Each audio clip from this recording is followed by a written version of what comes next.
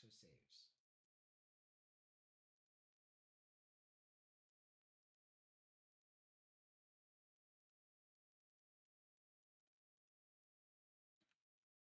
Forgot to check restream. That's the one thing I forgot to do is check restream. I was ready with everything else. All right, starting again now. Let's try it. Oh wait, did not stop.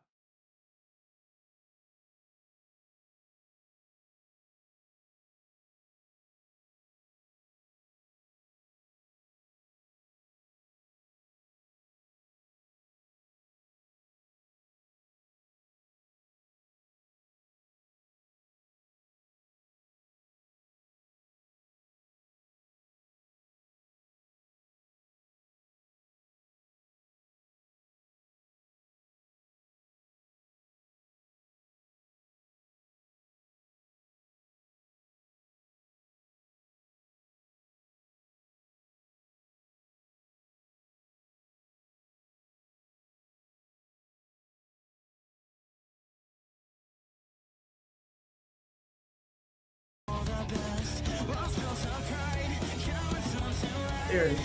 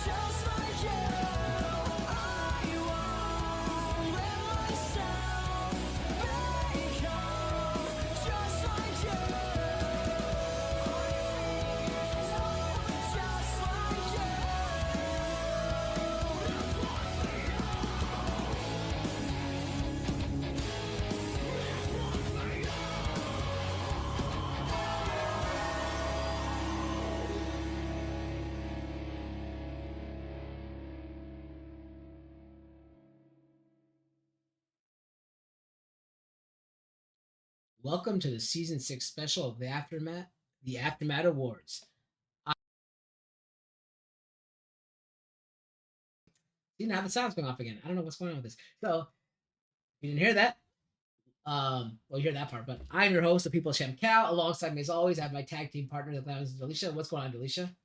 Hey, apparently OBS is a hater of the aftermath because it's always screwing us over. Yeah, it But was yeah, it was funny because like before this went on, like there was an update for Discord, like before between WrestleMania and this show, there was an update for Discord, and then just now when I opened up the chat bot, which opens automatically when the stream goes live, that had an update, so I had to update it as we were like in the intro scene, and then I know the music wasn't going off because of the update that we had from OBS like last time prior to WrestleMania, so I still got to fix that. But other than that, I think we're good, and we're here for the Aftermath Awards. So let me go ahead and say hi to people in chat. We have Entertained, welcome Entertained. We have Eric, welcome Eric as well.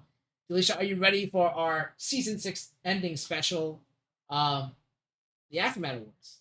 yeah, it is hard. I mean, every year it seems like it comes so quickly, even though in the beginning of the year, you're just like, oh man, a whole year of wrestling, or a year for us, and then you're like, oh, you're really fast. I don't remember anything. It's But funny. yeah, It's funny because I feel like the Austin Kevin Owens match was just like the other day, and now he's already tag team champion with Sami Zayn, which is so weird. Like I don't remember like any matches of Kevin Owens in between. If he's even had any, I don't think he's even had any. So who knows? I think there was a contractual dispute for a while, but yeah, it's weird. It went by so fast. But for some of the people who are new to the show, the way we consider a season of Aftermath, it consists of the Raw following WrestleMania. So the first Raw following WrestleMania, and all the way through a WrestleMania. So for example, season 6 of Aftermath is the Raw after WrestleMania 38, all the way through WrestleMania 39. That is season 6 of Aftermath. Season 7 will start next week. I mean, the next time we stream or go live, but it starts with the Raw following WrestleMania 39 all the way through WrestleMania 40. So that's how we consider a season after Matt. Because I figure WrestleMania is like the Super Bowl of everything. So we consider that our season finale usually. So that's how it is. And we've been doing it for, I believe, 6 years now. And we've had a lot of fun. I love how you guys participate. I thank all you guys for participating, voting, making nominations for all those who did. We really appreciate you guys' help and support through all 6 years that we've done this. So it's been really fun. Welcome, Big Time, as well. Hello. So yeah, so without further ado, we have some categories. And remember, as we're going through this, if you ever want to suggest a category for future ones, because sometimes after a while they go stale because the same person wins every year. For example, for like the entrance of the year, I think Bray Wyatt won like the first like 4 or 5 times we've had it. So we got rid of that award because he's pretty much the only one winning it. I think the RKO won like finisher of the year for like the first like 3 or 4 years. So we got rid of that and we replaced them. So if there's any categories that are getting stale that the same people are winning it over and over, or you have suggestions for a new category, we'd love to hear them. So let us know about that. Welcome Shug as well. So um, it's a shame because the year we got rid of, well, after we got rid of Interest of the Year, I think that's when Bray Wyatt got released. So I was like, I don't know if those two things are related, but no. yeah, I feel like we were like partially due. It was partially due to us that Bray Wyatt got released, but who Yeah. knows? All right. So the first award is the promo of the year, and that award goes to the promo we felt might have the most impact on the storyline or gave us the most entertainment throughout for the year. So Billy should go ahead with the nominees. Yeah, so our first nominee is the Bloodline inducting Sami Zayn. This whole segment kept the audience tension on high. We all were thinking, is this it? The Bloodline is going to turn on Sami, and it's going to be the end of that whole dynamic, or so we thought. But this will become one of the many swerves throughout this whole storyline. Not even just in the past year, but just of they just keep continuously raising the bar. And but in this turn, we were not getting a turn of Sammy. We were actually getting the introduction of Sammy full on into the bloodline with his own honorary Oos shirt. And the fans went happy home that night where they could celebrate, in their eyes, their champion of their heart, Sami Zayn. Our next nominee goes to Rhea Ripley calling out Charlotte Flair after her um excuse me on Raw. Sometimes our Royal Rumble winners will let the audience stew on which champion they may go after for their WrestleMania match. Not our mommy Rhea. No, no, no. Right away on the Monday after Raw, she let us know that she was going to be seeking vengeance on Charlotte from their previous WrestleMania match that they had for the NXT champion, but this time it will be for a different championship. Our next nominee is the Cody Rhodes Heart to Heart with Paul Heyman. When you think of people best on the mic, usually we're thinking of the wrestlers, but that is not always the case. The counsel to the tribal chief Paul Heyman and the American Nightmare Cody Rhodes put on a clinic and it captivated the audience on a one-on-one segment on Raw. No action, just a heart-to-heart between two legends in the business. And lastly, but certainly not least, we have Sammy coins the term Usi. We all think of the chair shot to the back as when the Sammy imported from the bloodline. It actually happened months earlier with the peace treaty between Jay and Sammy. With a few words, Sammy was able to tear the bloodline apart, not with action, but with laughter. He's Not Feeling Very Oozy will go down as one of the best wrestling segments for not only the audience reaction, but Jay's uncontrollable laughter or trying to hide his laughter in his hands, and Rowan being quickly able to turn it around to still be threatening to Jay while still turning his smirk of laughter into one of menace. And the award goes to, probably not a shock to anyone, but Sammy coins the term Usi. I remember laughing uncontrollably after he made that turn, after that term, I should say. And it, like I was saying, it wasn't really just what he said; it was just the reaction of everyone around him that made the segment so great. But do you agree with the fans' choice? Actually, looking at unanimously, it was 6 votes. Everyone voted for this promo as the best of the bunch that we voted on, and I'm not mad at it. Actually, it wasn't unanimous because there were 2 votes for Cody.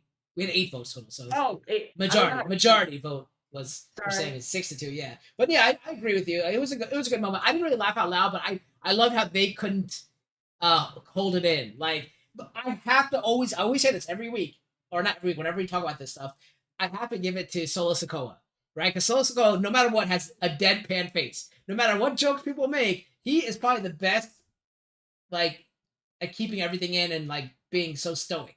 And I love that about Solo Sikoa. I think he's gonna be a superstar eventually. He might need some mic work. I don't know how he was on the mic in NXT, but I feel like with a mouthpiece like Heyman or somebody like that, he could go to the same heights as Roman Reigns because I love his work and he's just so good at things. But yeah, Sam's. I will point out though, because I rewatched some of the segments and stuff. The camera actually doesn't pan to Solo much during this whole segment, so we don't know what he was doing. He could have been doing cartwheels. I don't know. Oh, But no, but you are right. But he definitely wasn't uh Jay with his hands in his mouth. So he definitely was able to keep himself composed for sure. yeah, I really did enjoy it, and it was a good segment. And this, like, you'll probably see a lot of this going throughout the awards with the Bloodline and Sami Zayn because that was one of the most popular storylines through the years, through this year. So we'll see how it goes. Our next award is for the female next gen superstar of the year. This was actually, I think, an award Alicia I think might have came up with because we always talk about how we don't really give credit to NXT or any, we don't really talk about NXT as much, especially on AfterMat as well. But she's a huge fan. Alicia's a huge fan of NXT. We're like, why don't we show something for them? So yeah, we're like, let's come up with an award for them, kind of like a Rookie of the Year award. We'll call it the Next Gen for NXT. And this is for the female superstar that excelled in this past year of NXT. And the nominees are, first and foremost, Roxanne Perez. Roxanne is one of the most decorated rookies in the history of NXT. She began her first year winning the NXT Women's Breakout Tournament and followed that becoming the NXT Women's Tag Team Champion alongside Cora Jade. After feuding with her former tag team partner, Perez won the Iron Survival Challenge and ultimately ended Mandy Rose's record-setting reign and became the NXT Women's Champion. Our second nominee is Indy Hartwell. Indy had a tumultuous year where she came up short at numerous events. She suffered losses at Deadline, New Year's Eve, and various big matches on NXT. She did, however, get to participate in the Women's Royal Rumble, but her year ended on a major positive as she won the NXT Women's Championship at Stand and Deliver. Our third nominee is Zoe Stark. Zoe began her year sidelined due to injury, but was triumphant at her return to win a number one contendership match for the NXT Women's Championship. After losing to Mandy Rose, she teamed with Nikita Lyons to challenge for the NXT Women's Tag Team Championship, but she lost there as well. She did enter the Women's Royal Rumble and lasted almost 30 minutes. Our final nominee is Gigi Dolan. Gigi Dolan spent most of the year as NXT Women's Tag Team Champion alongside her partner JC Jane in the duo known as Toxic Attraction. Toxic Attraction won and lost the titles through the beginning of the year. She and JC Jane entered the Women's Tag Team Championship, WWE Women's Tag Team Championship. Tournament was forced to withdraw due to an injury to Gigi. Gigi and JC were declared co-winners of the Battle Royal, earning them a shot at the NXT Women's Championship. This caused a rift in Toxic Attraction, leading to JC Jane turning on Gigi and Gigi defeating her at Roadblock. And the award goes to, no surprise, Roxanne Perez. Roxanne Perez, like I said, was probably had the most. She's kind of had the year that was reflected by Bianca Belair when she first was called up to the main roster, as we call it back then. Now it's just like not really even a main roster; it's like 3 brands now. But when Bianca Belair first went up to the main roster, she basically did everything Roxanne just did here in NXT. She garnered 4 votes, Indy Hartwell garnered 2 votes, and Gigi Dolan garnered 2 votes. Felicia, do you agree with this? I mean, you can't deny the year that she's had, especially. I think, yeah, like you said, in her rookie year, breakout star, NXT tag champion, women's champion, and you really, you just, there was no denying the star process that this girl has, and she's only what 20 years old, so she has a lot more to get, a lot more time to even get better than what she already is, which is shockingly crazy because she's crazy good in the ring. And yeah, I mean the whole list was pretty good. These women have all had some really good spots on the NXT program, and all of them could be featured on the main roster really soon, ready to go. Yeah, I don't really know much about it. I watched less NXT than I had in the previous years. I feel like I watched a lot when Toxic Attraction was there with alongside Mandy Rose, and after what happened, I kind of stopped watching as much. But I always liked Indy Hartwell. I like Gigi Dolan. Roxanne Perez hasn't grown on me yet because I'm a Cora Jade fan. So we'll see what happens after this. But I'm glad Indy Hartwell won at the end of the year. So I kind of want. I think I might have voted for. I think I voted for Gigi because I'm a huge Toxic Attraction fan. So, but I this is even though I didn't vote for her, I think this is a very well deserved award for Roxanne Perez because, like I said, she had a Bianca Belair esque year in NXT. And if Sidewalk's here right now, he's probably I've mentioned Bianca Belair like 3 times already, so he's probably upset about that. All right. Oh, she's from Booker T's company. That's pretty good then, yeah. All right. So that explains why Booker T went into it when she apparently injured herself, quote unquote injured herself. Mm-hmm. I get it now. Well, that makes more sense now. Thank you for clarifying that. Our next award is the Male Superstar of the Year. This needs really no introduction. It's basically the superstar we believe or the group believes exemplified the best male superstar of the year. Yep, our first nominee for Best Superstar of the Year is Sami Zayn. After the Mania match with Johnny Knoxville last year, no one foresaw the leap as the biggest babyface in the company a few months later, while being in the biggest heel faction of the company, mind you. Sami proved time and time again why he's still the utility knife of the WWE. And next we have Sir Roman Reigns, our tribal chief. Anyone holding the title belt for more after 2 years has to be on this list. Roman truly is in God mode, as he would say, with his heel run and bloodline storyline. We're gonna go down as one of the best in not only WWE but wrestling history. And then we also have Seth Rollins, whether he's our Monday Night Messiah or the Visionary. Seth freaking Rollins keeps showing up and putting on great matches with whomever he's in the ring with. And oh yeah, don't forget to sing his song. And last but certainly not least, we have Gunther, the ring general, is one of the toughest men on the roster with chops that can be heard all around the arena. It's no wonder he's been IC champion for over 300 days and so deserving to be nominated for this list. So much so that we had a tie that we had to go to a tiebreaker, which I believe was between Gunther and Sami, and winning out a mere 4-2-3 vote. Yep, is Sami Zayn, and undeniably with the year he's had, I don't think anyone could really be mad at this. The blurb said before, he went from fighting Johnny Knoxville last year at WrestleMania to headlining night one for the tag team titles, and this is WrestleMania. So he really has had a come up or a level up, as they would say.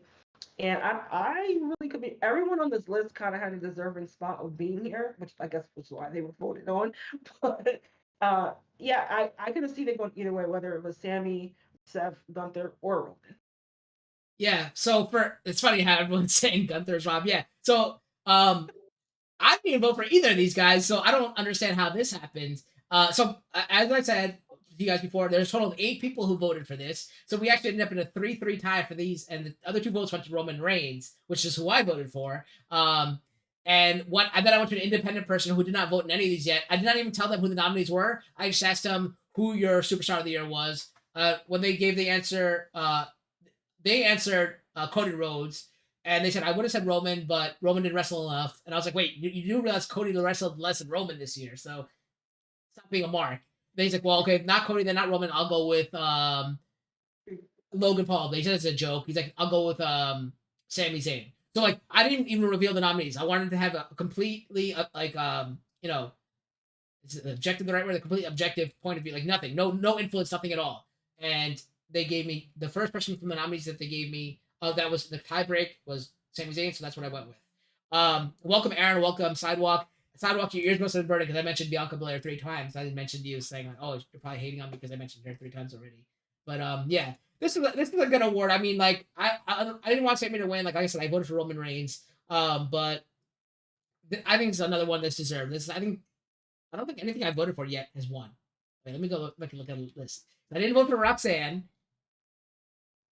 Oh, I think I did vote for Usi. So the first one I did vote for won, but the next two I voted for did not win. So I mean, but like I said, for the Roxanne Perez Award, she deserved it. I think Sammy deserved it. He did carry. He brought life, a breath of fresh air to that storyline. That everyone's like, this storyline's going on for too long, even though it's still the best storyline in wrestling today, arguably. It brought another angle, no pun intended, another angle or like a breath of fresh air into it. I think it was great. Um, yeah, we're gonna talk about Logan Paul eventually. We are gonna get there, big time. All right, that's pretty much it for this award. I'm sorry I brought up so much tension in the chat, but hey, you guys had a chance to vote. I'm sorry you're. I'm upset. My vote didn't get chosen here either, but you gotta go how it goes. Yeah, everyone voted. It's not just me and Cal. Yeah, that's why I open to everybody. And we know that if it was just between Delicia and myself, none of us would count because we know women don't have rights. So that's how it goes here on AfterMat. Big Time supports that greatly. I learned from Big Time. He taught me all these things about women's rights and all that. Right, Big Time? All right. Our next award is the Pay Per View of the Year. That award basically writes itself. It's the award that it's a pay per view that we believe we're not going to change the award name, right? We're not going to change the premium live event. I refuse to do that because I was born in the 80s, so I'm not going to change it to premium live event of the year. It's always been pay per view of the year, so it's going to remain pay per view of the year. It's the premium live event, as they call it nowadays, that we found to be the most entertaining or best showcased the talent throughout the year. Our first nominee is. Wait, there it is. Oh wait. WrestleMania 39. WrestleMania went Hollywood for a 2-night star-studded event that saw Austin Theory retain, Seth Rollins defeat Logan Paul, Rhea Ripley capture the SmackDown Women's Championship, and Kevin Owens and Sami Zayn become the Undisputed Tag Team Champions all on the first night. On the second night, Gunther, Bianca Belair, Roman Reigns all retained, and Edge brutally beat the Demon Finn Balor.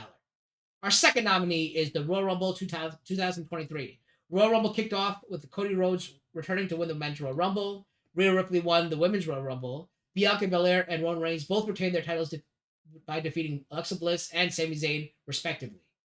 Our third nominee is SummerSlam 2022. SummerSlam saw no championships change hands as Bianca Belair, Bobby Lashley, The Usos, Liv Morgan, and Roman Reigns all won. There were also several grudge matches such as Logan Paul versus The Miz, The Mysterios versus Judgment Day, and Pat McAfee versus Happy Corbin. Our final nominee is Survivor Series War Games.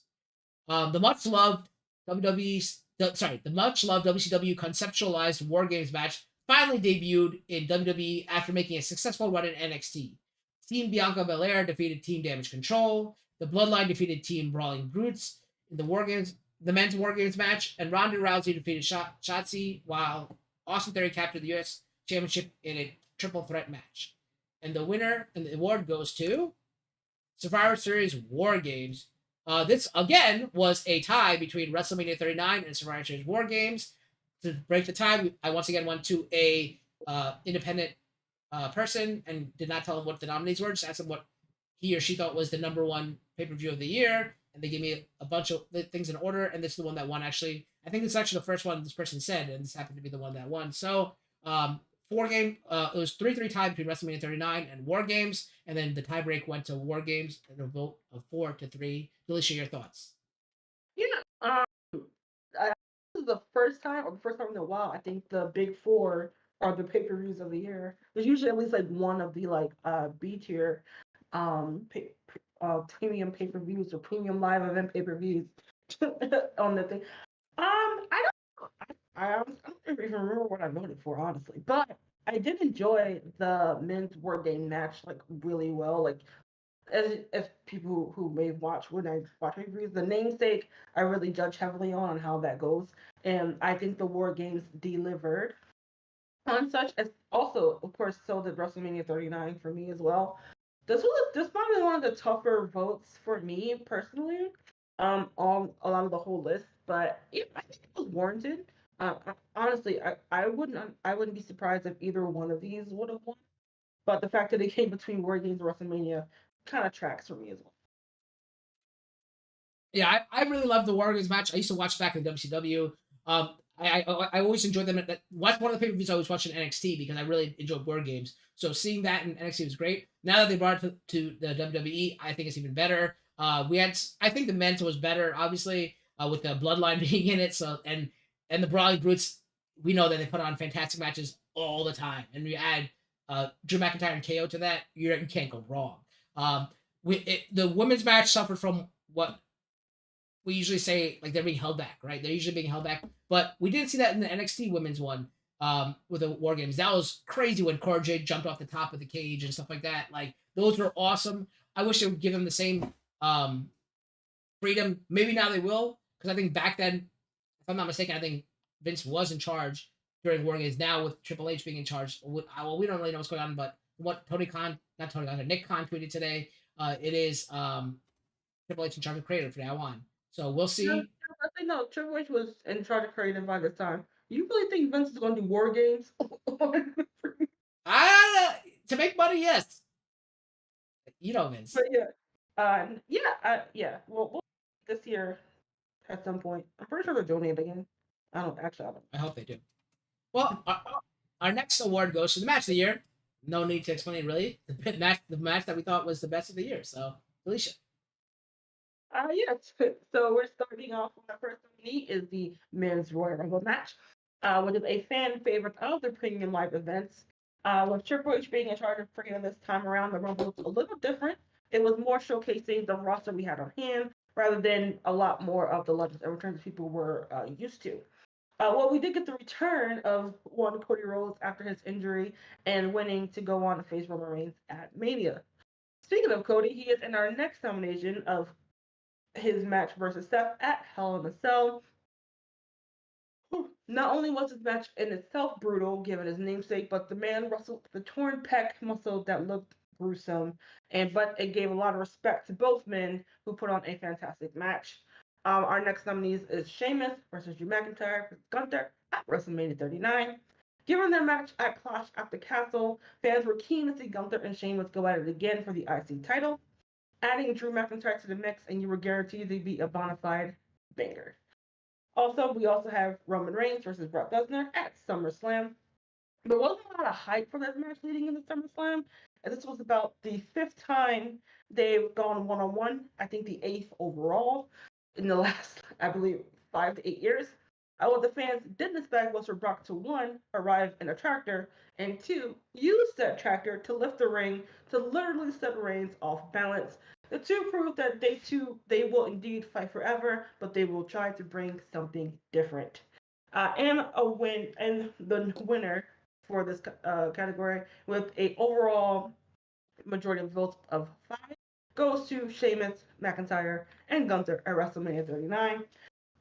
I'm not shocked because that match indeed truly was a banger, and it seemed all the men's chest afterwards. If you saw some of the backstage pictures, brutal. The match was brutal but fantastic, and these three guys, like they, what does Big E say? It's big meaty men slapping meat. That's basically what this match was throughout the whole night. I did like all the other three matches as well, including the men's Royal Rumble. And again, much like a lot of I've said before, just all deserving to be nominated on this year's AfterMat.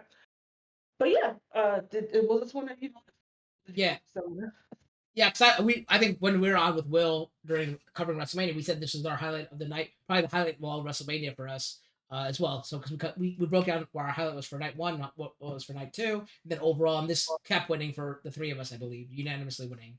The only other thing that got garnered votes was Cody versus Seth and Hell in a Cell. That garnered 3 votes, as you mentioned.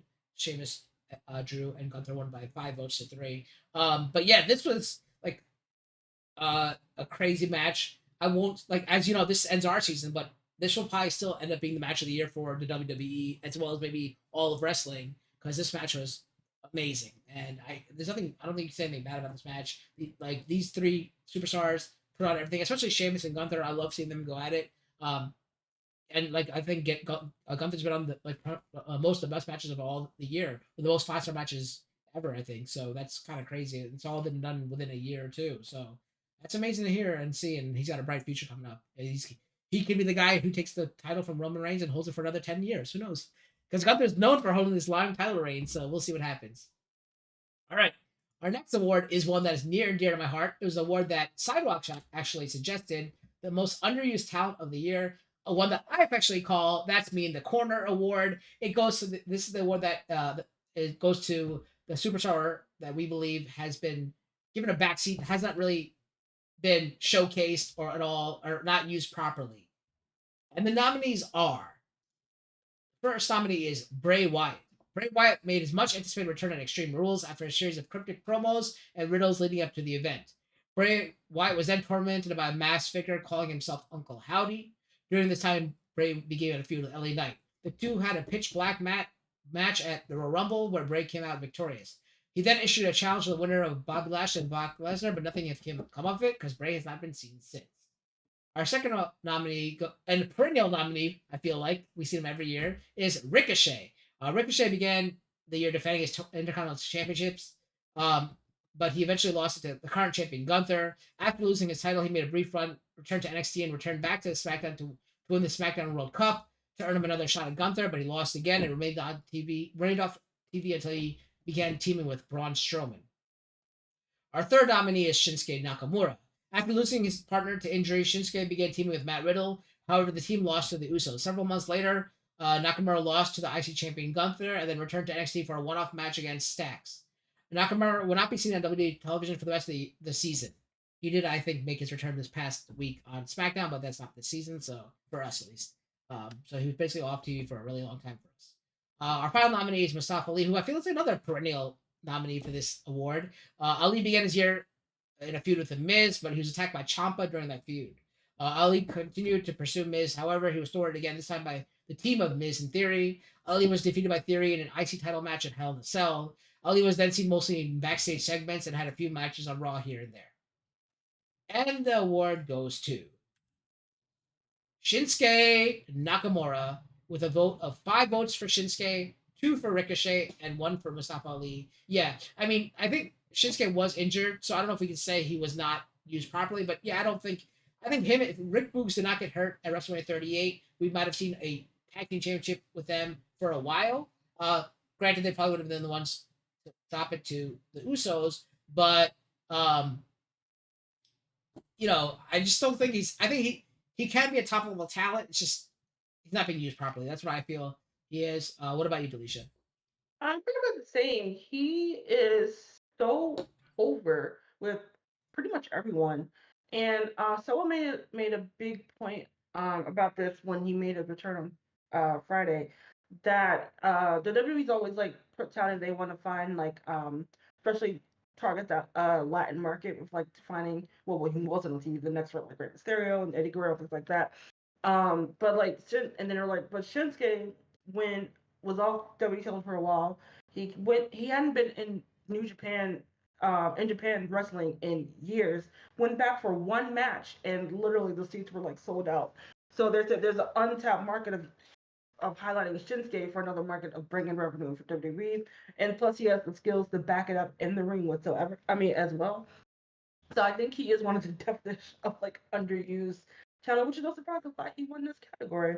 I don't even think Bray deserved to be on this nomination because he was featured heavily since his return. They just were all in promos and segments, just not in a match, which I don't think was a "we have nothing for you" decision. I kind of feel like this was like a Bray trying to influence his more intellectual, like movie cinematic ideas versus being in the ring. So I wouldn't really, for this particular year, wouldn't really have put him. Ricochet, they kind of always underuse him, and then they realize what he that he was like, oh yeah, he can do some really crazy moves, and then they push him up again.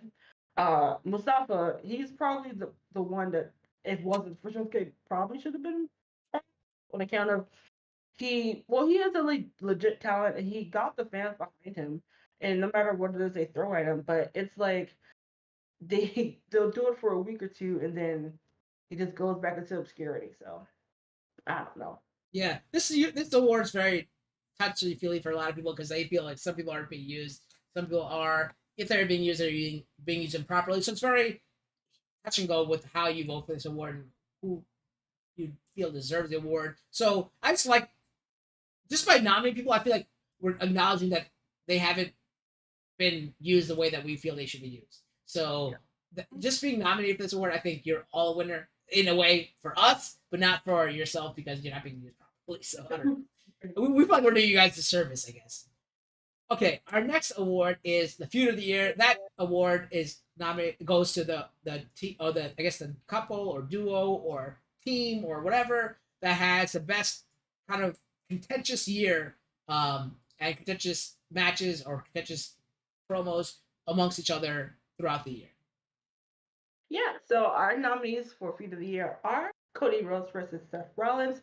Prior to his injury, Cody's main feud upon his return has been with the visionary Seth Rollins. They put on a technical clinic at WrestleMania 38, Cody's not so secret return, and had one brutal match at the aforementioned above Hell in a Cell. And the two truly showed why they are legendary talents. Next, we have the Bloodline versus Sami Zayn. How could this not be on the list? What was only supposed to be a few months of story turned into one of the biggest feuds in wrestling. Sami deciding to betray the bloodline and aid his best friend KO to try and bring them down, and is still to this day proving it is one of the most compelling storylines in wrestling today. And then we have Dominic Mysterio versus Rey Mysterio. Wrestling has more than one royal family. Okay, I know that's Cody Rhodes' line, but it very much applies to the Rams too. The only father-son tag team champions are not on the opposing lines as Dom seemed to lose his way along with the radical group of the Judgment Day, which means Ray has got to try to beat some sense into his son for most of this past year to try to get him to see reason. And then last but certainly not least, we have the Brawling Brutes versus Imperium. The Brutes love a good fight, and Imperium wants to keep the mat sacred. Put the two teams together, and you're gonna get magic. Brutal, chest-rending magic, but magic nonetheless. Honestly, all these feuds got a vote from someone, but the one that got the most and is our winner for this year, shocker to no one, Bloodline versus Sami Zayn. We've been saying it basically all night. They have one of the most compelling stories of wrestling, especially in WWE, which prior to this seemed to be going stale, but these last, I guess, what was it, 10 months it's been that Sammy has been involved with this, has really been keeping the fans on their seat, trying to figure out where this feud will end. And it still hasn't ended. It's still ongoing. So who knows? This might make it into next AfterMat Awards. We shall see, and we'll keep you updated with our pay-per-view recaps come to in the future. But did you think you think this was the right call for this Yeah, feud? I think I was forced to both. I felt like this is the one that deserved the most. The only other I really didn't care about Cody and Seth. The Brawling Brutes Imperium is good. I like that. Dominic Mysterio I couldn't care about. So it was basically between Bloodline and the Brawling Brutes, and I went with this because this is the most dominant, like we said, the best storyline we've had in wrestling for a while. And it was the most notable one. And I'm also glad that you said that it was the each nominee garnered a vote because this is only one of two awards that guarded every nominee garnered an award. Sorry, a vote. So that's cool to see. And that shows how split the crowd is about this category. I feel it's been great. All right, our next award is probably one of our most special awards, and it's offered by a special person. It's the Beverly Monroe Female Superstar of the Year, honoring um, the mother of our third co-host, who started off the show with us, the Hitman Eric. Are you there, Eric? Hello. Oh, I don't know if we can.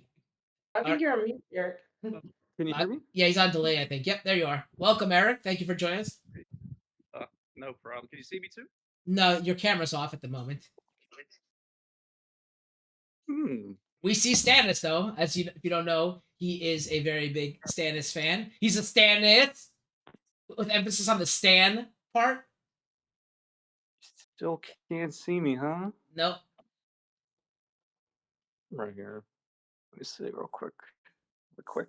So while you're doing that, I will say that obviously the female superstar of the year is the award that we give to the female superstar we believe had the best year or the most entertaining year for us in the past season. Yeah, I guess my camera's just not cooperating. Like I see myself in the corner, but I don't see. You guys can't see me, right? No, it's okay because I know Discord's been having updates and stuff, and we've had these issues. Like Delisha and I've had these issues where we started the show where you couldn't even see me, but then I got to work after a while. So there's like a rhyme and reason to this. I don't know what it is, but it's Oh, I see. it's been happening to me. Yep. Okay, so you guys ready? Yep. So tell us the nominees for the Beverly Monroe Okay. Female Superstar of the Year. Let me get my cheat sheet out. Okay, nominee number 1 is Rhea Ripley. With Rhea's stock rising through the years, she cemented a massive boost, aligning herself with the Judgment Day. She gained 2 allies to watch her back, as well as a protege in Dominique Mysterio. She used this momentum to win the Royal Rumble and ultimately defeat Charlotte Flair at WrestleMania to become the SmackDown Women's Champion. Nominee number 2 is good old Becky Lynch. After losing her championship to Bianca Belair and failing to win in the rematch, Becky began a downward spiral after succumbing to multiple losses. She was sidelined by an injury suffered during her SummerSlam loss, which shelved her for some time. She triumphantly returned and teamed with Hall of Famer Lita to win the Women's Tag Team Championship. And nominee number 3 is Bianca Belair, and Bianca recaptured her championship at WrestleMania 38 and went on to have one of the most successful years of any superstar. She defeated all challengers through to WrestleMania 39, where she decisively defeated Asuka to retain her championship and cap off her golden year. And finally, nominee number 4 is Bayley. Bayley returned at SummerSlam. However, she was not alone, and she was flanked by Io Sky and Dakota Kai, forming a new faction known as Damage Control. This stable began running roughshod on the women's division. However, it did not see much success despite winning the Women's Tag Team Championship. Bayley's failed in her endeavor to win the Raw Women's Championship through the year and suffered a loss at WrestleMania 39 alongside Damage Control and Becky Lynch and Hall of Famers Lita and Trish Stratus. And the winner of Female Superstar of the Year, and she didn't just win, she cleaned house, is Rhea Ripley. All 8 votes. Yeah, this is our first unanimous vote of the night. I think that actually might be the only. Yeah, I believe this is the only unanimous vote of the night. Rhea Ripley won 8 votes to nothing. I think everyone believed Rhea Ripley was well deserved of this award. So it's great to see that. And I mean, I agree with this because obviously I voted. I think everyone probably agrees with it because they all voted for Rhea Ripley. The only person who had a good year like her was Bianca Belair, but I feel like Rhea Ripley, it's finally her time. She won the Rumble. She finally beat Charlotte at WrestleMania. So I think that's the biggest, notch in her belt, I believe, to earn the belt as well, too. So, Delisha, your thoughts? Yeah, I don't think anyone's had the year that Rhea has had on the women's side, that is. She continuously has upstaged her opponents. She's been in really good feuds. And it was nice to see her get that mania moment of defeating, like you said, Charlotte, um, to beat her finally. And so, well, I guess not win back her title, but to get that vengeance from that, even though they had a really good match at Mania those couple years ago for the NXT title, no, it was just Charlotte didn't even win that one. But yeah, I was really excited to see what she will bring to the this upcoming year, being the champion and hopefully putting some life into that SmackDown locker. Yeah, it's kind of funny that of all people, Biggs, Big Time, who's a big Bianca fan, says that Rhea was organic and Bianca feels forced. I agree with that. I mean, like I said, Bianca grew on me after a while. I started liking how she was. But yeah, Rhea's definitely been organic, and we wanted to see it for a while. A lot of people want to see it for a while, and I'm glad it happened. I know, Eric, you haven't been watching wrestling, but do you have any thoughts about any of this stuff? Well, I do watch WrestleMania. The one thing that really struck me for WrestleMania was actually Shane McMahon, because when he did that jump, I was like, Uh, "What? He still has it." And then age, I guess, catches up with you. And I thought at first it was like all part of the show or the story, but then when I found yeah. out he really broke his whatever bone it was, I was like, damn, you can't. Sometimes you just can't fight age. Oh yeah, I forgot Sidewalk gave Bianca negative points, so it's probably even a bigger landslide in this case. But yeah, Eric, do you mind if I share that photo that you just sent to me? That because I know that you're not. Absolutely, I sent it to you. Yeah, Yes, so if you guys can't see Eric right now, Eric's on the show as I am the People's Champion. Delisha is the Glamazon. Eric was always the Hitman. He's actually currently dressed up at the moment as the Hitman with the title, the Hitman shirt, and his glasses and the leather jacket. Unfortunately, his camera's not working, but this is the picture he just sent me. So I was glad to see him. We miss seeing you here. I'm glad you can come back every year for this. of course. It means a lot that you come back and It means the world to me that you still do this. I'm glad to see AfterMat going absolutely strong. And I have a question: are you guys speaking of going next year to WrestleMania because it's in Philly? I think it's gonna be so expensive. I've been, That's the thing. Like a couple of my friends were talking about going, but I'm like, prices. It's going to be Yeah, pretty I would steep. say maybe an NXT or something. I was gonna say if the funds aren't there for Mania, we'll definitely be like in surrounding events, whether it be like or whether it be like WrestleMania All Access or like you said, like you say NXT. Yeah. If it's still called Stand and Deliver, but Stand and Deliver as of now is probably what it'll be called. And yeah, just being around the other like fan stuff or just to hang out because it's an opportunity to. I'd have to get Raj. I have to get Raj to a SummerSlam because I've been to all four. I've been to multiple WrestleManias. So I finally finished my four when I went to some Survivor Series this past year in Brooklyn or whatever 2 years ago, whatever it was in Brooklyn when Big E fought Brock Lesnar or Roman Reigns. I think he fought Roman Reigns actually. Sorry. Um, but yeah, I mean Raj. The one that Raj is missing is I believe SummerSlam. But he would do it. I think he might do a WrestleMania again, but I feel like it's going to be really, really expensive because we always do like the overnight thing. We do like the 4 night package, and that ends up being like pretty expensive. I don't mind going to NXT if you guys want to go to NXT and go to the stand whatever it's called, stand and deliver. If you guys want to do that, and we'll go to dinner that night or whatever, and I'll stay the night. But other than that, WrestleMania is gonna be super, especially now that it's 2 nights. Yeah, It's a lot of money. Yeah, it's gonna be a lot of money. Even I was trying to use all my networking, and by that I just mean like one person who may know people who work the arenas to try to get something going, but we'll see.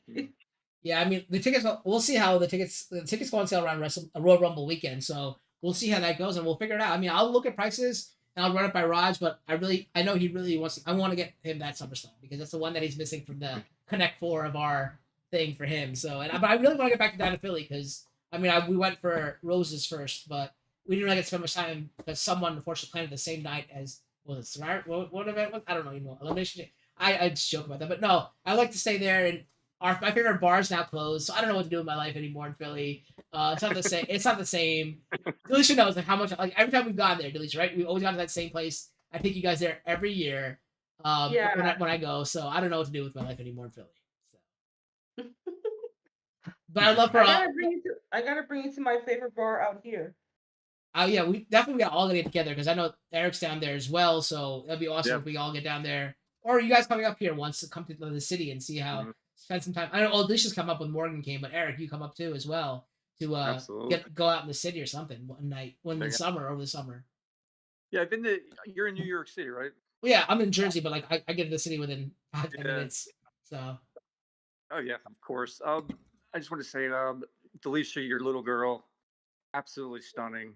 I mean, I'm thinking of setting her up with my nephew Cole because she's just absolutely so beautiful. Every time I see her, I'm like, oh, I don't know. What a beauty. You gotta get past the uncles first. We gotta approve it. Raj and I are always there for the events. She's gotta start rocking the wrestling clothing. And trying to think of anything else. I hit the big 4-0 in February, so I'm getting kind of old, even though I don't look it, but feel it. But yeah, I mean, still young. Yeah, 40 is the new 20. I wouldn't go far saying that, but yeah. It is. Oh, wow. It is. It is. It's a new 10. It's the new 10. If I could afford Ty Dillinger, he'd be behind me saying 10, 10, 10 the entire time. But I know you didn't really do anything for House of the Dragon. But Eric, can we find you doing anything else, or just basically tweeting about the Braves the entire season? Every out, every strike, everything, tweeting the Braves. Is that where we can find you on I Twitter? don't think he got frozen. Oh, did he get booted? He didn't get booted. He's still here. No, it's frozen. Oh, is he Eric? You frozen? Oh no. Okay, so well, you can find him on Twitter at Koch, as he always says. That's Koch, Koch, Koch. I think 200 it is on Twitter. He's a huge Braves fan. You can see him tweeting about the Braves all throughout the season. He also gives his takes on Game of Thrones as well as a few other things going on in the movie world as well. So make sure you check him out and support him there on Twitter. I'm sorry, he got kicked out. I didn't get kicked out. I mean, he got frozen. So I don't know what's going on, but hopefully, maybe we'll hear him chime in. But we're gonna move on to the next award, and the next award is the tag team of the year. Obviously, no brainer. Again, this is the tag team that we felt deserved the award for giving us the most entertaining year or the most dominant year. And our first nominee is the Usos. The Usos defeated all comers starting at WrestleMania Backlash against RK Bro to retain their SmackDown tag team titles. However, they defeated RK Bro once again to capture the Raw tag team titles, making them the undisputed tag team champions. They then defeated every challenger until they eventually lost to Kevin Owens and Sami Zayn at WrestleMania 39. Our second nominee is Damage Control. Soon after forming at SummerSlam, the team of Io Sky and Dakota Kai captured the Women's Tag Team Championships after defeating Aaliyah and Raquel Rodriguez. The team then held the title for 114 days until losing them to Lita and Becky Lynch. This led to a 3-woman tag team match at WrestleMania with Damage Control losing to Trish, Lita, and Becky Lynch. Our third nominee are the Street Profits. The Street Profits lost back-to-back title shots to the Usos on Money in the Bank and SummerSlam, respectively. The Street Profits then remained a team despite each wrestling for several individual endeavors. Their year was capped off with them winning the Men's WrestleMania Showcase. Our final nominee is the Brawling Brutes, Butch and Ridge. I haven't seen Butch. Butch and Ridge Holland mostly flanked Sheamus the majority of the year. However, they did lose to the Usos after interference from Imperium. They briefly returned to NXT to challenge Pretty Deadly, only to lose once again due to interference, thus kicking off a feud. After defeating Solo Sikoa and Sami Zayn, the Brutes earned one more title shot but lost again.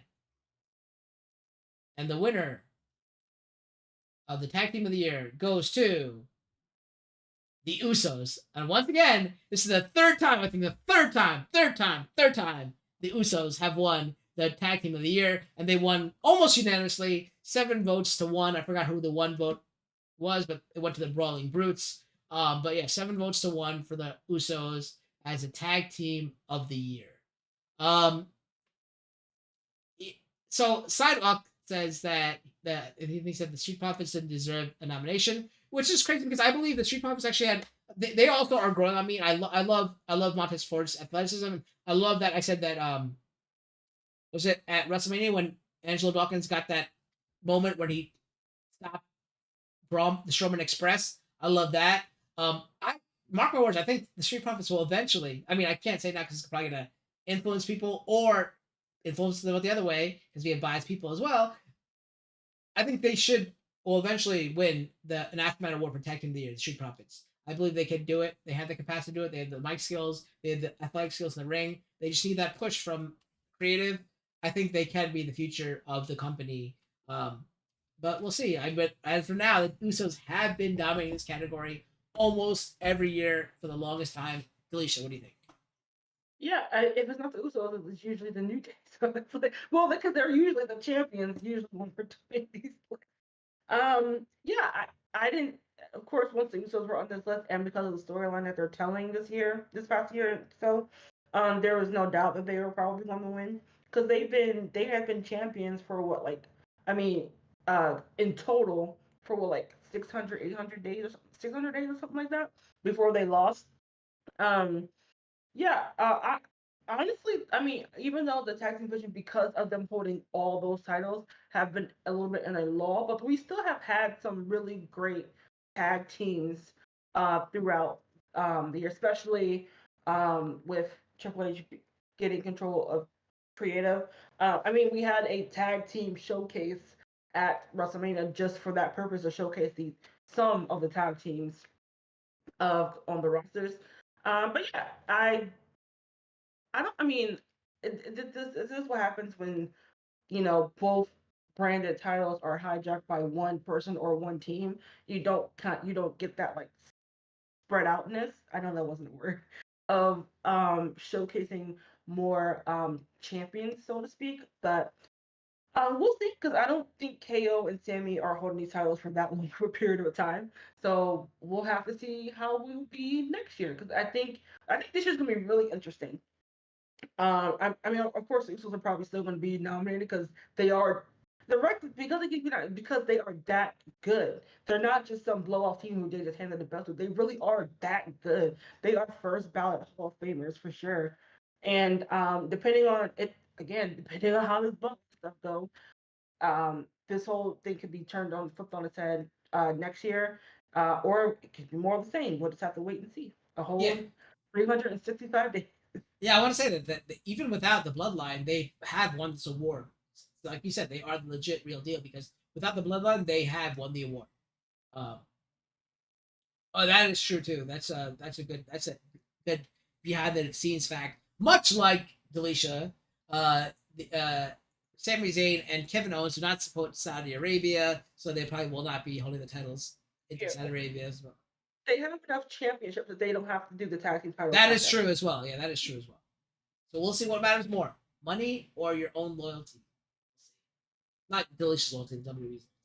Um, Or both. the next award is for the male next gen superstar of the year, which it goes to the NXT superstar that relieved male superstar that had exemplified the best year. Yeah, so our first nominee is Braun Breaker, who has been a star since the day he arrived at the Performance Center. And Braun has beaten challenger after challenger and continues to show that his lineage is legit. He is not just a one off second gen superstar or third generation superstar who don't have any skills. Next, we have Carmelo Hayes. If you look up the definition of a bona fide star, you're sure to see a picture of Carmelo. He's continuously on that "you've got to see this match" list. And now, as the reigning NXT champion, Hayes wastes no time in proving why he is him. Next, we have Wes Lee, overcoming the adversity in the last couple of months and becoming one of the highlights of this era of NXT. He is proving to be a fighting champion week in and week out, and Lee has worn that North American belt with pride. With the fans firmly on his side, he shows no sign of slowing down. And then we have what's his name? Ilya. Dragunov. I don't know why it's hard, and I've been watching this man since he arrived in WWE. Nicknamed the Mad Rushing for a reason, Ian shows that he can take the paint and dish it out in spades. He was a staple on the NXT UK brand and now on NXT proper. It probably be long until we see him holding belt once again. And getting a majority of the votes. Um, also, this was kind of split between two people, but we didn't have to do a tiebreaker as it went to Braun Breaker. No surprise, he has been the kind of NXT darling, like I said, since he arrived. Personal beliefs aside, I understand why he was voted the best next gen superstar. I think my vote went to Carmelo, but literally those two were the two who got the most votes, and for a good reason, as these two uh, more so Breaker has been shown time and time again. They are one of the few who within a few matches you said you were thinking their main roster ready. Like they could literally fit in on Raw or SmackDown with no like I don't know the word I'm looking for, but like no like gap in between like thinking like they're a little green.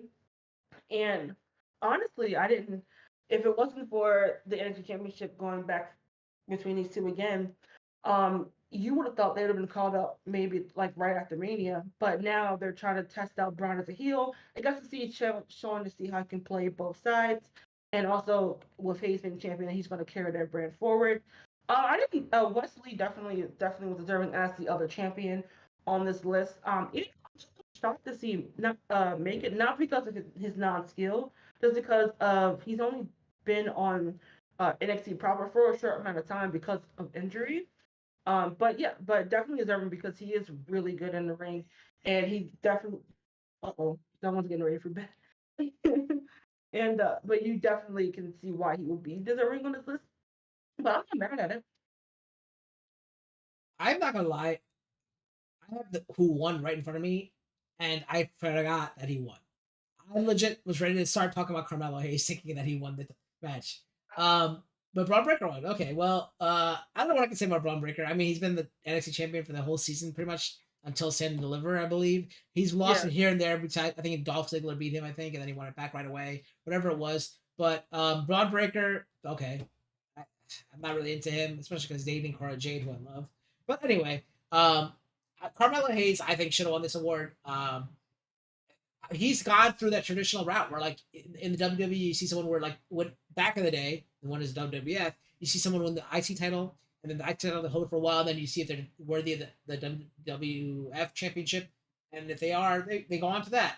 That's how I felt like Carmelo Hayes was in the equivalent of NXT, where he won the North American Championship, held it for a while, excelled with it for a while, and then of just now won that male next gen, which I feel like he exemplifies his award. I'm so surprised he didn't win. I had this whole thing written for him, and I had this for weeks or a week and a half, knowing he won. I feel the same way, but I understand why people voted for Braun. That's what I was saying. Like, Right. I voted for Carmelo Hayes because he legit is. I think he's way better than Braun, but I understand why people like Braun so much, which is why I was like, all right, I can't be mad at it. So I will do. I can't do it. I can't be. I can't do a disservice to Braun Breaker. I must be an undisputed, unbiased journalist and say good job for Braun Breaker. He did carry this company for the past season for our season. He had longevity over Carmelo. They started at the same time. And he put on some good matches and all that. So I feel They said Braun had longevity over Carmelo. They started at the same time. yeah, but I think he's been on TV more. I feel like Braun's been on TV more. Like he's been showcased more. I think Yeah, maybe but that's not longevity. Yeah, it's not longevity. But yeah, so congratulations, Braun Breaker. I guess. I honestly had a whole thing written for Carmel Hayes. Not that I watched NXT enough, but I was like, I had a whole thing for Carmel Hayes. All right. Our next award is the Champion of the Year, which the award that goes to the person or persons that we felt best represented their championship, defended with honor, and elevated their championship or title throughout the year. And the nominees are, the first nominee is Roman Reigns. Roman Reigns defeated every single challenger through his season as Undisputed Champion, notably Brock Lesnar, Cody Rhodes, Sami Zayn, Drew McIntyre, and Logan Paul. His bloodline story has been one of the most captivating in WWE history. During this year, he's garnered the longest title reign since 1988 and is well on his way to reach 1,000 days. Our second nominees are the Usos. The Usos rode the coattails of their tribal chief to become the Undisputed Tag Team Champions. The brothers, alongside their cousin, defeated anyone and everyone to remain one of the most dominant factions in WWE history. The Usos finally lost their titles at WrestleMania 39. Our third nominee is Gunther. Gunther debuted on SmackDown following WrestleMania 38 and immediately captured the IC Championship shortly after. He has held the title ever since by defeating all challengers, most notably Sheamus, Rey Mysterio, Braun Strowman, and Drew McIntyre. Our final nominee is Austin Theory. Austin Theory kicked off the season defeating Finn Balor to win the US Championship, becoming the second youngest to do so on the WWE side.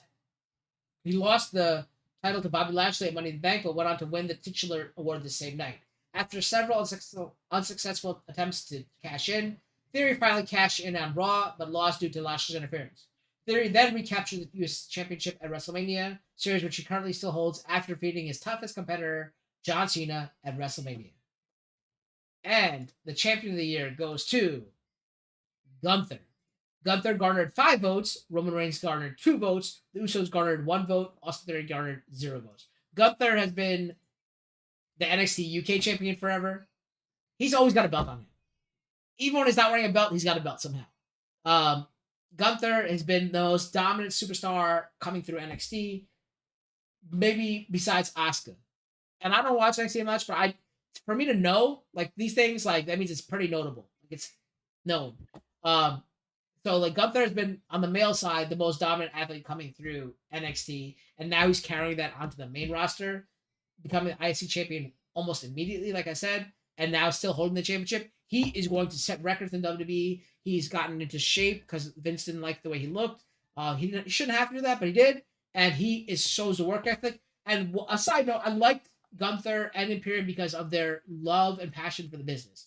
I saw them on an episode of a YouTube show where they had like No Mercy or whatever game it was from the 80s, the 90s or 2000s, and there's like a polygon wrestlers and they're very pixelated. It's very bad graphics, but Gunther and Imperium were able to decipher who it was. They were perfect through they're perfect through the like all they did like not, I think it was like 10 wrestlers to say who it was from the bad graphics, and they got 10 out of 10. I think AJ Styles also got 10 out of 10. The person who did the worst was Bianca Belair, so decided to do like this. Bianca Belair only got 1 out of 10, I think.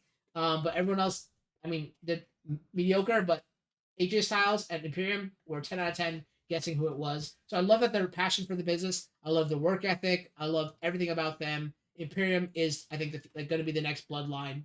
Um, I know they dominated NXT UK and all that, but in the WWE, I feel like they can be the next bloodline. They have the ability to be the next faction. I love my factions until an Indian faction comes out and defeats the British imperialism, because that would be a great feud right there, right now. I'm writing it right now.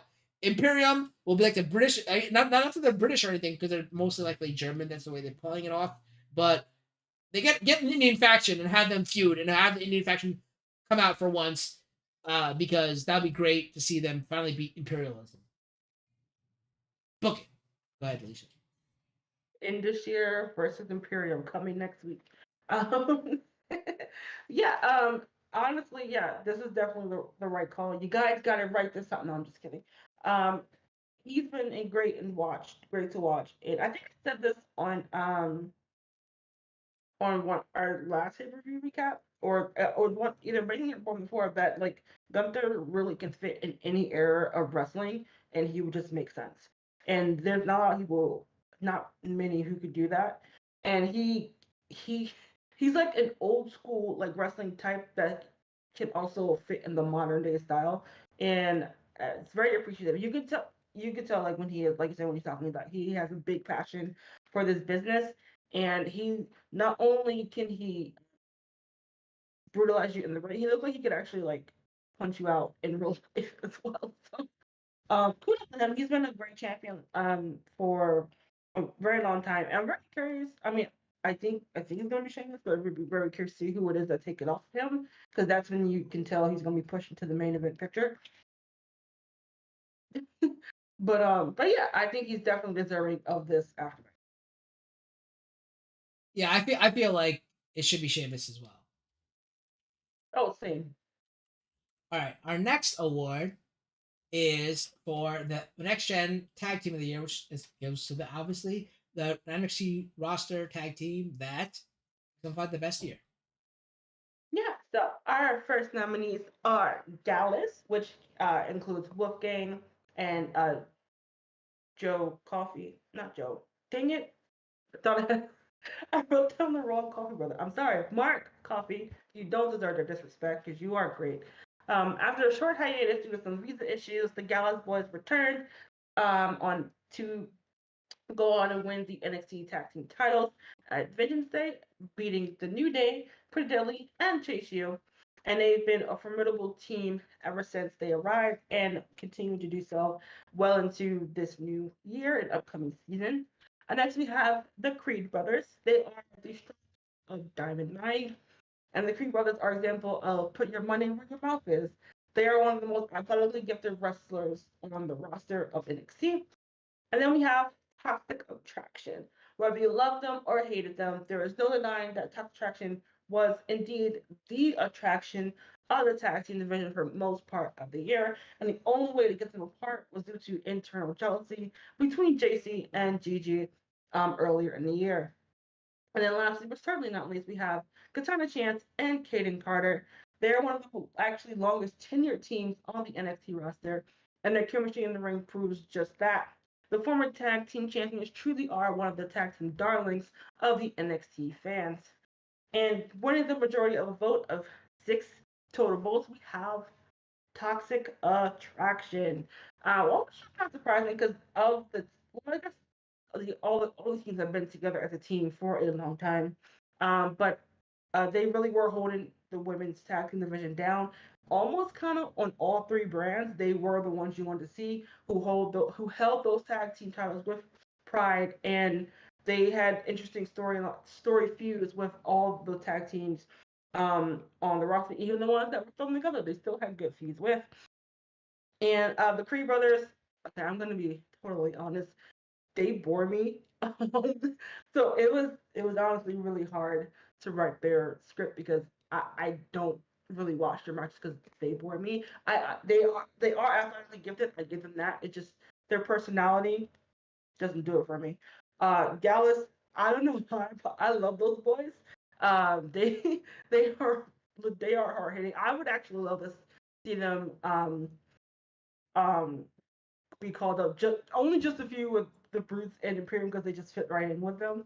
And then Katana Chance and Kaden Carter. Why don't they have a name? Why don't they have a name? They've been a team for like 3 years. Give them a name. Because it's a lot. Katana Chance and Kaden, well, just call them KC. They're just KC now.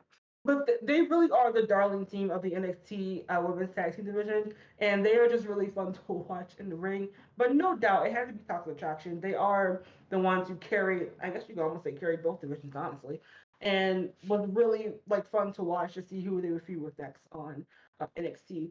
I know you said you watched NXT while they were a unit along with Mandy, but did you like them as a tag team unit of Gigi and Jason? Yeah, I love my Gigi. So anything she does, I love. I think that those two You have from like Jersey too? no, I don't think so. No, she's Oh, Australian or something. I think or UK. I think she's like yeah, she's foreign. I think. I think she, they have that like dynamic of um. Or maybe she's not Australian. I think she's. I thought that she was foreign, but maybe whatever. India Hartwell's Australian, isn't she? I know. I love some Australians out there, but anyway, I feel like Gigi and JC had that kind of like bond that Billy and Peyton Royce had. The Iconics. I think they're a very carbon copy of that duo. And then now that they broke up, like Billy and Peyton broke up and they had that feud, it's kind of the same thing. But I think these two are doing it better.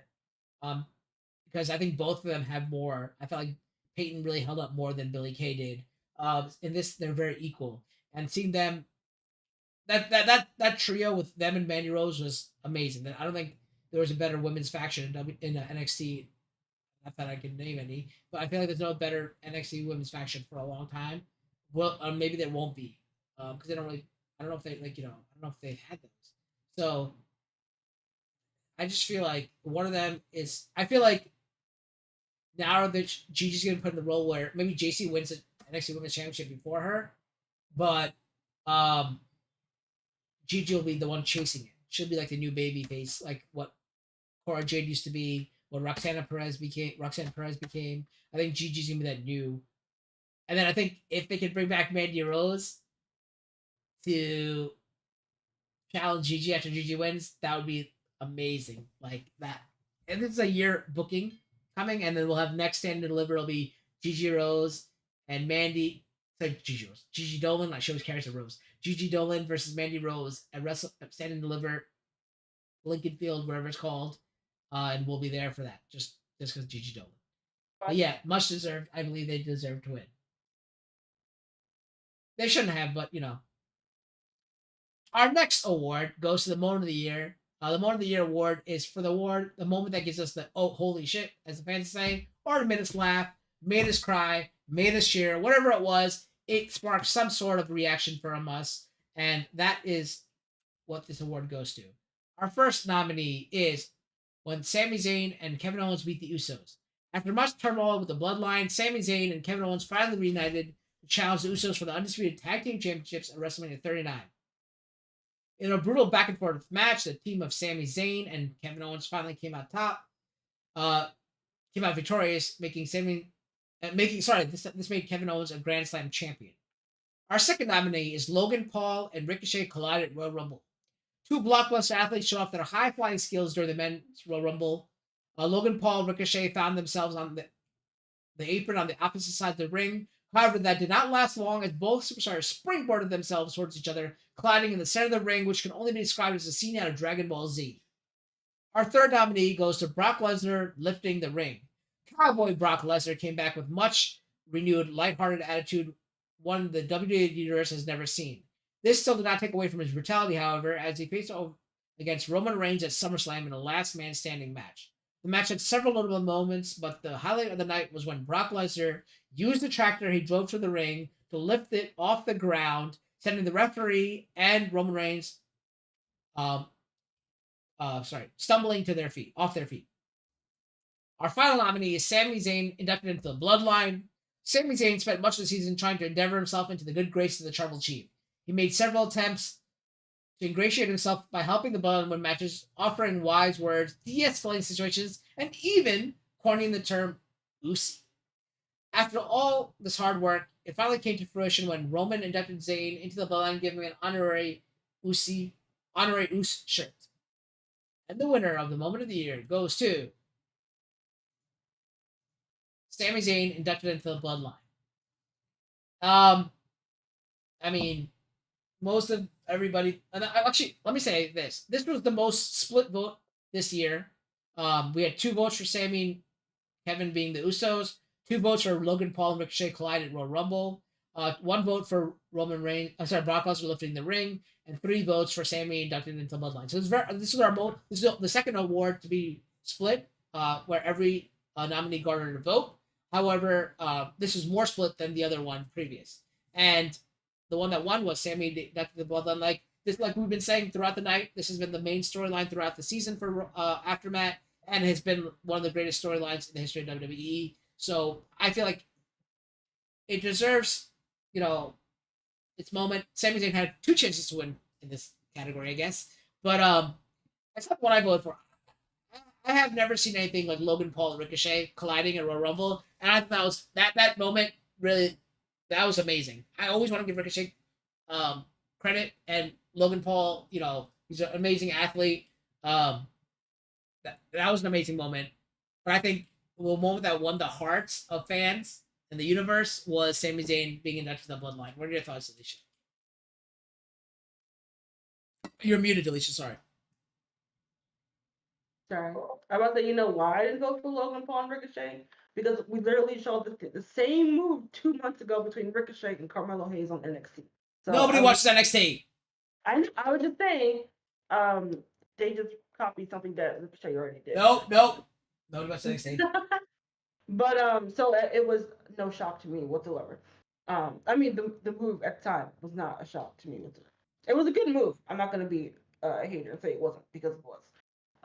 But yeah, I like you said, because of what the story has been the last this whole season of AfterMat, it's been Bloodline heavy. So of course this award show is gonna be Bloodline heavy, like it or not, guys. That's again, and it wasn't just me and Cap voting, so you can't say that it was us. Although I think I did vote for this, because in this particular category, it probably deserved that win. But yeah, I really, like you said, it tugged at the heartstrings of everyone, because in that moment we thought he was gonna get beat down at that moment, but he wasn't. He was inducted into the family, or the bloodline, if you will, without being an actual member of their actual family. So it was a really good run, and now, as all families do, they're feuding. So now we have to see how that one will go, and I'm pretty sure this will end up on our, probably, the feud of the year of next year, and then we might get another moment of the year with them as well, depending on how they work it out the next few months. Yeah. So, like I said, I voted for the Logan Paul Ricochet colliding at Royal Rumble because it reminded me of Dragon Ball Z. But that Sami Zayn being inducted to Bloodline was very well written, very well performed. Everything about it was 5 stars, because when Roman says, "Take that shirt off," and he rips it off, like, you think he's angry at him, and you said this would be a beatdown. Like, that was a promo I actually watched. As you guys know, I usually fast forward through the stuff or have it on the background. I watched that, and having the way that how he reacted, the way that Roman Reigns acted, and the way Sami Zayn reacted to that was perfect. It was sold so well. And he goes, "Then put this shirt on." and they said honorary ooze, the crowd lit up. Even though this was a heel, the crowd loved it. So it's well deserved for the award. Not what I vote for again. This is the most split vote we had this year, but well deserved. That's all I can say. Yeah. Oh, I will say I also did enjoy the moment of Lesnar with the tractor, because that was the fun moment. Because who was expecting that? Nobody. Right. When Lesnar has fun, like you always say, when Randy Orton was talking to Randy Orton, who's not back yet, but watch him come back right now. He's probably right now in Raw. We're not watching at the moment, but when Randy Orton gives his effort, he's great. You always say that. We can credit that to you. That's gonna be on a shirt one day. All right, it's gonna be an AfterMat shirt. But when Brock has fun, we all have fun. I feel like we live through Brock vicariously. So I love that moment, and he's having a good time. When he's having fun, I think we all have fun, and that's what we loved about that moment as well. Yeah, I just need him to stop terrorizing the black champions. Just stop. It's gotta happen. That's gonna happen. The only one who shouldn't have been is Kofi, but poor Kofi. Nobody cares about Sami Zayn and Kevin Owens being the Usos, though it did garner 2 votes. All right. That brings us to our final award of the evening. As you know, it's the Superstar of the Year. The Superstar of the Year's award is nominated via taking the 4 male superstars and pitting them against the 4 female superstars and having one ultimate winner. Delisha, who are our nominees? Yeah, so the nominees were Sami Zayn, Roman Reigns, Seth Rollins, Gunther, Rhea Ripley, Becky Lynch, Bianca Belair, and Bayley. Okay, before we say who wins, let me ask you. If you had to choose from not just like I know how you voted because obviously I got your votes, but I'm saying if you had to choose like a male and a female from each side, like going head to head to represent the male superstar, not what you believe. It might be what you believe. It might go in line with what you believe. But if you had to put a male in front of the WWE universe and a female to represent the females in the WWE universe, and say who would go, who of these two, who do you think is a superstar of the year? Who's your male that you choose to represent the males, and who's your female to represent the females? Yeah, on the female side, I think I would go with Rhea because like we said earlier of the year that she's had, and she's really been booked very strongly this year to where that she could represent. I mean, she is representing the women's division for the last of this duration of our aftermath season. The male side gets a little tricky for me. I would go between Gunther and Sammy, but I think I would have to give it to Sammy because he legit carried the like back half of the actual year of 2022 and of our aftermath season of being the main focus that everybody was talking about. So he was kind of the face of WWE or the male side for sure. So I think I would give it to Sammy. So for me, if I choose 2 representatives for the females, I would probably choose Bianca Belair. Even though I voted for Rhea Ripley and she was a unanimous winner, I feel if I had to put someone against a male superstar of the year, I think Bianca Belair has been the most successful. She's pretty much been bookended the years with championships, right? Winning championships or retaining championships. And she's been the most solid person. I know Side's going to hate me for saying this, but she has grown on me, and she's getting to that point where she might get a little annoying, and I see what Side's talking about. But she has been that solid representative for the women throughout the year. For the men, there's no question. Roman Reigns has been the greatest superstar of the year, of the past 2 years, almost the past 3 years. Everyone, he's been, everyone's eating up what he's putting down, right? Like he is. You can't deny that people put fingers up the one for the tribal chief, and we are the one. Everything. He's reached that like level. No matter if you're being a heel or face, he's reached that level where people love you, like that Stone Cold level, that Triple H level, that Rock level. I don't want to say he is like that yet because he still has time to put into it. But he's where like no matter if you're a heel or a face, I think if he became the reason why I don't say he's at that point yet is because if he became a face again, I think people would start booing him again. But at the moment, I think they'd be smarter about this now, because inevitably he's going to turn face. The fans love him too much right now. But I think the only reason why they were booing Roman, they wasn't really booing Roman. They were really booing creative decision of Roman. I really don't think it was he had the Cena effect as we call it. It was just more like we were tired. Don't force us to like him. We're just gonna push back. I think now he will be able to have that babyface with the edge towards him because well I don't know. It really depends on how this goes when he does end up losing the title. Um, because it's gonna be a different feel now. He can now they're letting him actually do the promos like of his liking and not totally scripted. He can be a better face of the company, and I think the fans will actually still be behind him. Uh, and again, it all depends on how we finish out this year. Yeah, Big Time actually said it very well in the chat. He says he has a good role of being an anti-hero, which I agree with. Um, and fans are smarter. I agree with you. Fans are smarter now about it as well. So, and he's better on the mic. I think the whole thing was back in the day. All he said is they shoved him down your throat and they made you say, and all he said was believe that, right? Now he's good on the mic. He's worked with Paul Heyman a lot, and he's been very methodical. Sky's always said that he's better at being methodical and slow with his promos.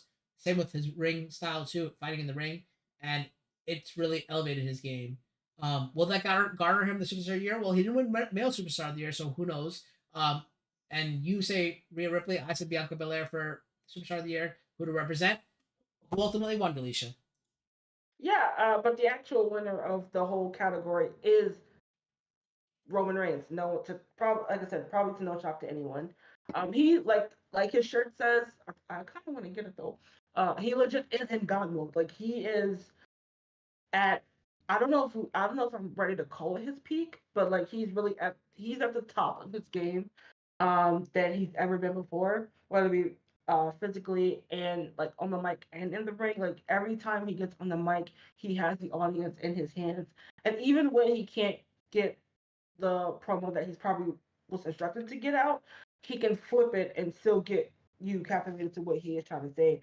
And I mean, there is a reason the man's gaining on 1,000 days as being champion. It's not well, yes, because they booked him that way, but also because he can carry it that way. And this in his latest character reformation, I'm going to call it. Ever since he came back at SummerSlam, was it 2020? Up until now, he's really been top tier. Yeah, so the way it went down is Gunther garnered 1 vote, Sami Zayn and Rhea Ripley each garnered 2 votes, and Roman Reigns garnered 3 votes. This actually is interesting because so I think he won last year as well. However, this is the first ever time in AfterMat Awards history, I believe. I'm sure we don't have our fact checker Joe here, but I believe it's the first ever time AfterMat history that the Superstar of the Year won Superstar of the Year, but did not win their respective genders Superstar of the Year. So remember, Sami Zayn won Male Superstar of the Year, but Roman Reigns ultimately won Superstar of the Year. Every year prior to this, whether it be Roman Reigns when he won last year, he also won Male Superstar of the Year. 2 years prior to that, I think it was Becky Lynch. She won the Superstar of the Year, but she also won Female Superstar of the Year. And then, however, I think Drew McIntyre might have been the year before that, or Seth Rollins might have been the year before that. Whoever it was has always won their respective gender of the previous award. This is the first ever time. Just goes to show you, it's pretty big deal to have that one person represent, everyone, and he's the one who's carrying the company and has carried the company. I agree for the past year, and we'll see how it goes into the future. Will he attain Bruno Sammartino's 2,000 whatever days or whatever it is? That's a whole other 4 years of him in shipment. I doubt it because it's a different era. It's a different era now. I love my longtime champions, but can I do another 3 or 4 years of Roman Reigns? I don't think. Maybe I could, but I don't think he can. He's got to take some time off, man. He needs some rest. Even though he doesn't wrestle every night, he doesn't wrestle at every pay-per-view. Don't forget, this guy just had a pretty bad disease, right? He still has it, right? It's not completely gone. You got to give him props, man. Like he's still doing this and doing it at a high level. And I mean, I think this is the Superstar of the Year, maybe the Superstar the next 2 years. I don't know. We'll see. I wouldn't be surprised seeing Cody Rhodes next year being in the category. Maybe the winner. Maybe even a Rhea Ripley. Yeah, you never know. And Rhea Ripley, maybe seeing one of the NXT Superstars of the Years moving up to here. I don't know. it we have the draft coming up. A lot of shakeup. Triple H is gonna be like something that's never been before. It's been a fun year. I've we've all enjoyed this you know bloodline storyline, but there's been a lot of things interspersed between that. Alongside that we've enjoyed. We had a fun time, and we always say at the end of the year it's always gonna be good. Like it's getting better. Like we always talk about the roller coaster back in the day, but now with Triple H and all that, it's been going good. Let's hope it still Yeah, rides that. yeah, background politics aside, like it's really been a good year for the WWE, and I mean wrestling in general, but it's been a good year for good back end of the year for them. And I am excited about this upcoming draft just to see. I want to see Triple H's like vision of of shaking things up now that he can like play in his toy box, so to speak. Because there's never been like any type of draft on NXT because they're just one show. They have something like that. So it's really interesting to see now that he has a bigger playbook, how or toy, how he can write his vision, and then we really see interesting to see like what tag teams get split up or like who's gonna move on to what show, who stays. Like I'm just really excited for some fresh face. Well, not I guess it won't be fresh face because we still know it, but some fresh feuds going on the two shows. Yeah, 'cause I think I was talking to you last night about certain people who could move over who haven't been on as a roster member on the brands in a long time. Like they've been jumping back and forth, so it is kind of when they aren't split, but kind of still are split because of their network contracts. But it will be interesting to see some new players in the game, so to speak. No pun intended. All right. With that said, I'm just going to go to you first. What did you enjoy the most this past year or past season of Aftermath, and what are you looking forward to on Aftermath? Oh man, that's a hard. I've been really excited and glad to see the mid card championships be elevated with because with Roman basically hijacking main championships. Um, we've been able to see the IC title and the US title be highlighted more on the weekly programming, which is pretty much what that title has been. And they do call it the working. I think only the IC one's being called the working man. But they both are like the workhorse title where they're going to be the ones that are going to be more defended now in this era of wrestling on your weekly programming more so than we don't see a lot of undisputed world championship matches on SmackDown or Raw. We might get alluded to them a couple times a year, but they're mainly on the premium live events. But we get to see more championship matches with those titles as well. That's really been really fun to see. Whether it is your Austin Theory or actually or your Bobby Lashley's, or I think Seth even had it. Did he have it this past year, or was it just Bobby and Austin? I think Um, Seth won it for a little bit. Yeah. So it's always really good to see people get highlighted that way. And I mean, the women's division kind of suffered a little bit. Again, because like we were saying with Bianca, she hasn't had like memorable feuds this past year. She has had good and great matches, but they weren't like memorable because I don't think any match of hers was even on either of all of this list, whether it be the votes that I in or even what all was even nominated. Oh, I keep thinking someone's coming in the room, but it's the draft from the window being open in the door. um, but yeah, but I would say overall, like, oh, now someone's coming in this room. The cat. Uh, Overall, like wrestling has just been great, and it's been great to be as a wrestling fan watching. Like I said, background politics aside, being a fan of wrestling, just watching has been And what are you looking forward to? Anything? There's fun. I I'm looking forward to hopefully a better representation for the women's division. Hopefully, again with the draft, mixing things up, especially with Rhea being the SmackDown Women's Champion, to really elevate that division. I think that's the one that suffered the most is SmackDown Women's roster, and to really see that elevated more. So, and if we could possibly, once again, I am championing for more elevation of tag team wrestling. But Triple H is a fan of tag team wrestling, so I don't see that being a big issue this upcoming year. Yeah, so I agree with you for what I look back on is the IC and US title. I always liked the IC title a lot, especially when the Miz held it. And like the Ultimate Warrior going back, dating myself, and all that kind of stuff. Ricky the Dragon Steamboat, all that like that. It's one of my favorite titles. The classic white one too. I think the one that Dusty Rhodes one. Sorry, that Cody Rhodes would want to bring back, and the Miz brought back as well. Stuff like that. I love that mid card title because I feel like that's like who's gonna be the next person, right? Like who's next? Like as Goldberg used to say, if I might steal something from him because I probably would never steal anything from him. But it's kind of like that who's next and who's gonna be next, right? I love that because we know who's on top and whoever is in the championship scenario. But the IC is like kind of like, oh, what's gonna happen? What's gonna happen? That's what I like seeing about that. We're looking forward to. I don't think anybody really cares about the women's division. No one will ever care about the women's division. Every pay per view from now on will be held in Saudi Arabia, so therefore we'll get rid of the women's division. But um, I want to see if any of these people that we always nominate for underused talent get something out of this because I really want to see Shinsuke. I really want to see Ricochet. I want to see Mustafa Ali. I want to see Bray Wyatt. I want to see these people. It's their time. Come on, like they've been there. They've been there.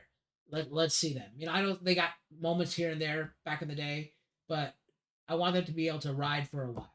Have a ticket to ride for a while, and that's what I want to see.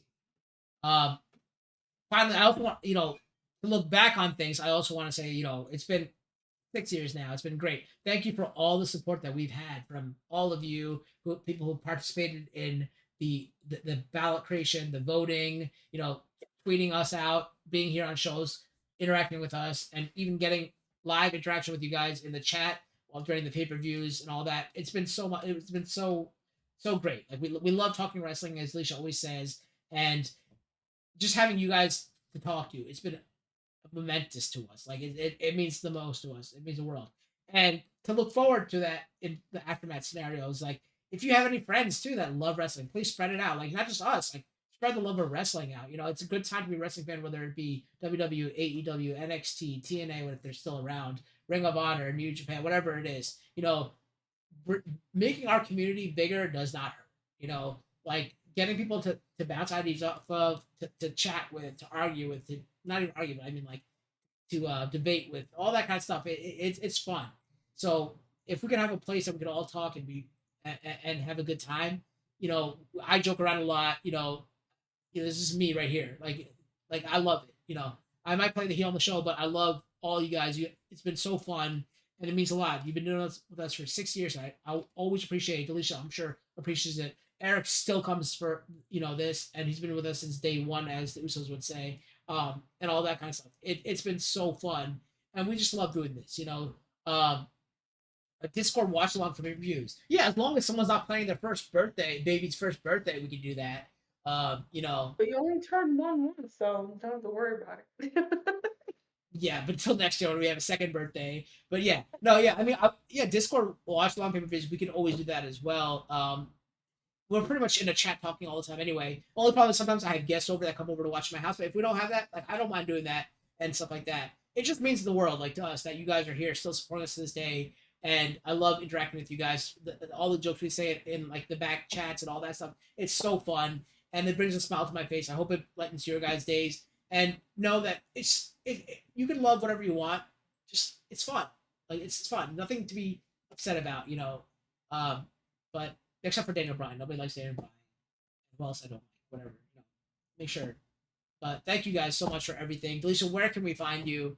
Do you have anything in the works? You can find me trying to find some energy every day. But no, you can find me on Instagram and on YouTube at KingslayerNet TV. I'm still kind of on a hiatus as I'm still trying to figure out more about the identity of my channel and also again finding that energy to actually like film content. Like that's been a really big struggle these last few months. It's just like mentally, it's just like I haven't like been there to like want to do it. Like I want to do it, but I don't have the energy and like the mental fortitude to like get it done. But I will return to YouTube, and of course, you will all know when I do, because I will post about it, obviously. But yeah, but in the meantime, you can just find me right here or in the chats talking some wrestling, which is one of my first loves. Thanks, baby. Yeah, and always you'll find her information down here in the description. I will also add Eric's in the description as well. But it's Koch200 at Twitter. That's Koch. After me, I still won't be streaming for a while because I don't know if I mentioned this on the show before, but I know Delisha knows this and some other people know this. I do have a wedding, not my wedding. But I have a wedding. I'm in a wedding coming up. I'm in a wedding coming up, and I have a bunch of other stuff coming up. So I've been super busy. I don't know if I'll be streaming any games anytime soon, but I'm going away next weekend or 2 weekends from now, and then I have the wedding and all this other festivities coming up. So it's gonna be pretty busy for me. But you'll always find us here. The next time you'll see us here will be the season 7 premiere of Backlash of AfterMat for Backlash, which is on May 6th. So you'll see us on May 8th. But yeah, this to be fair, it's only the second one I've been. That's not family. It's the second one I've been. It's hosted by Carl's favorite wrestler. Wait, what? It's hosted by Beth. But yeah, so once again, thank you to everyone who voted, who helped create the ballot, who supported us through the years, who's tweeted out, retweeted, liked our things, support us here in the chat. You guys mean the world to us. Thank you so much for giving us the passion to do what we do. 6 great years, and we'll hopefully see for 6 straight more. Maybe Roman will still be champion. Who knows? But until next time, keep slaying be the haters and be the champion of your dreams. We'll see you next time. Bye, guys. Peace.